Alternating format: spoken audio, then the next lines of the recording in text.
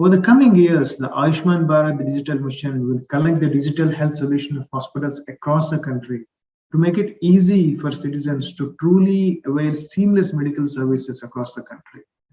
Now, I'd like to welcome Dr. Aarash Sharma, CEO of National Health Authority under the Ministry of Health and Family Welfare, to talk about this digital transformation and creation of this digital ecosystem, and also explain the role of National Health Authority in creating this thing, and also how AI-driven approach can provide universal healthcare to all.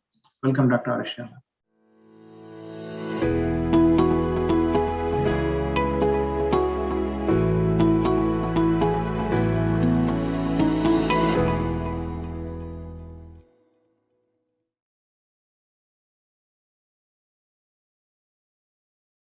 Good morning, friends. My name is Aarash Sharma, and I am the Chief Executive Officer of the National Health Authority in India.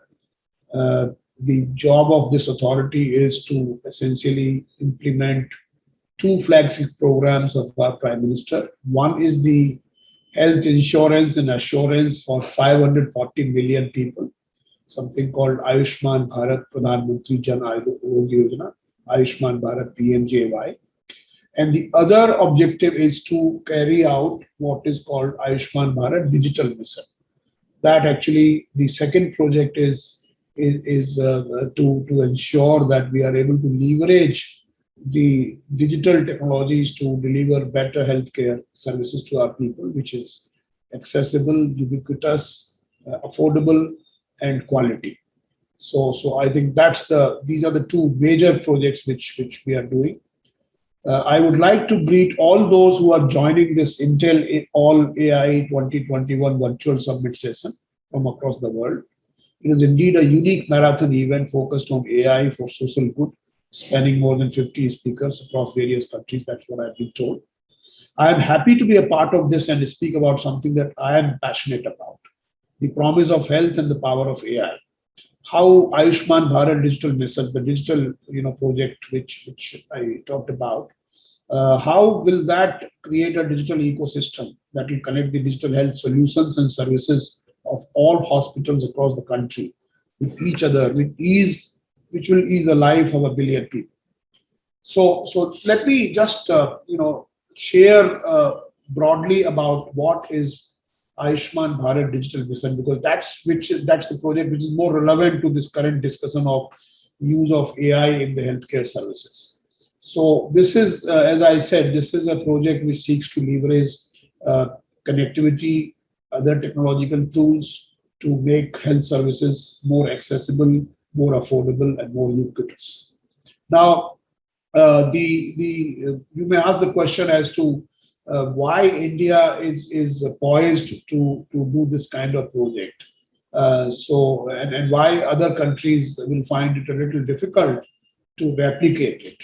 And with that, I like to start a Digital India journey, which our Prime Minister launched about 7 years back. And that Digital India journey, the broad objective of that program was to convert India or to make India into a digitally empowered society and knowledge economy. That was the focus. And what has happened since then is that India has developed a number of digital public goods which actually will enable such kind of interaction and creation of an ecosystem. So to begin with, India has created a digital identity for its people, 1.3 billion people. So each person has got a unique digital identity, which is just a number, but number residing on the cloud. And that has a number of services, which is one is you can authenticate your identity anywhere. You can download your electronic KYC, share your electronic KYC with other people. So that's something which is very, very unique, and especially in a digital world where trust is extremely important. So you can establish your identity in this world in a very, very trustworthy manner. And that's one very important artifact which India has created. There are other digital public goods created on top of it. So one is, of course, electronic KYC. Then, of course, we have created digital signatures on demand, which means that you can have e-sign, which is you can digitally sign without having any dongle. So that is being used extensively in the country. And we have had billions of digital signatures done thus far using this signature on demand technique. Our income tax is for example, filed and digitally signed using this technology. Similarly, we have created a digital locker, which is a part of the Digital India vision of the Prime Minister, wherein he said that each citizen must have a private space on a public cloud, and that is what is digital locker. And today we have more than 4 billion documents put on the digital locker, so each person can deposit his or her digital documents on this part. And of course, now we have also created a UPI, the payment architecture, payment system. And you'll be surprised to know that we recorded 4.2 billion transactions last month in 1 month. Now that is actually just going up and up and up. So some time back it was just about 3 billion. Now it has become 4.26 billion. So that's a very easy way of transferring money, peer-to-peer transfer, money withdrawal and stuff like that. And there the transfer size is very small, but the numbers are very large. This is India's characteristics, where the volume is very large, the size of each transaction may be very small. So this is what has been created. Now all these components, the payment system, the digital signature system, the digital locker system, or the digital identity system, they are all going to become very, very relevant in a digital transaction or in a digital interaction relating to health. And that is why these will be all horizontal facilities which will be used by the digital health mission. Now let me also share with you that not only that India has created digital artifacts, India also has an extensive network of the mobile connectivity. So today we have got 1.18 billion mobile connections. We have got 700 million, more than 700 million internet connections, and more than 600 million smartphones in this country. So the connectivity is ubiquitous. Almost every village in our country is connected, and we have a 4G connectivity all around. And the data prices are the cheapest in the whole world. So these are some of the things. India is the only country where people are watching films on the mobile phone. So I think that's the ubiquitous connectivity which we have. So I think we are going to take advantage of ubiquitous connectivity and the digital public goods to create this orchestra of delivering health services using the platforms. So India is creating a platform. We call it UHI, Unified Health Interface, which actually will be an interoperable, scalable platform. And with regard to interoperability and scalability, let me also share that recently India has crossed 1 billion vaccinations. And the platform which we constructed, COVID, as a vaccination platform, it has recorded that many transactions, 1.18 billion transactions again. Now this is a record, and we recorded 225 million vaccinations in a day, which actually translates to about 1,000 vaccinations per second. And this is what was recorded. So we have the experience of building very, very large scalable systems. So that's something which I must tell you, that any application in India, which is an extremely diverse country, speaking many languages and having huge diversity in terms of availability of infrastructure, in terms of languages, customs, and everything.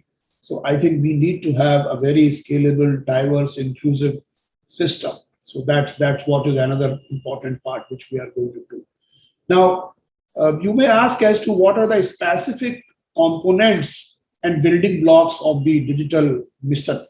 So one is we are creating health identity, and that also will be a number which will actually work like an aggregator of all the health records. And by aggregation, I don't mean that all the health records will be coming to one place, By aggregation, I mean that people will be able to link their health record wherever they are, and they will be able to visualize them, kind of bring them or for viewing purposes, and also will be able to share with the doctors with their own consent. By the way, India has also developed what is called a digital consent artifact, which enables a digital token which is verifiable and non-repudiable, which can be shared. So that's one part. Then, of course, we are building healthcare professional registry and health facility registry. These are also two registries which will basically, provide to the startups specifically. They will not have to build and verify the doctors whether he's a qualified doctor or not.